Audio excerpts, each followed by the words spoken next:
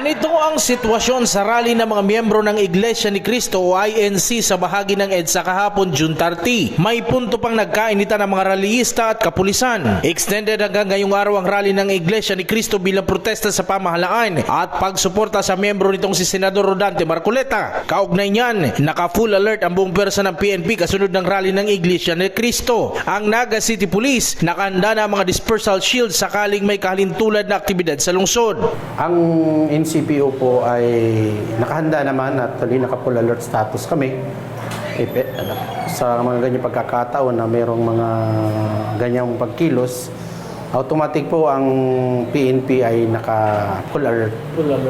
At sa PNP po may tinatawag kaming CARE, yung Crowd Management Advanced Reactionary Force Engagement, na kung saan sila yung ating contingent if ever merong augmentation as need arises. Tiniyak ng Naga City Police na paiiralin ang maximum tolerance ng kapulisan para mapanatiling tahimik ang pagtitipon kung meron man, ngunit wala umano silang namomonitor na nag-uorganisa ng parehong rally. Ever na merong ganing pagkakataon na gagawin, una dapat meron silang permit to rally or permit to assemble.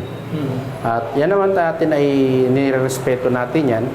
At of course, maximum tolerance ang ating i-apply. Dahil ang kapulisan ay presente sa mga ganyang pagkakataon upang i-maintain ang peace and order. Wala naman po tayong namomonitor at sana wala namang ganong mangyayari sa ating city. Jan Amador, CSN.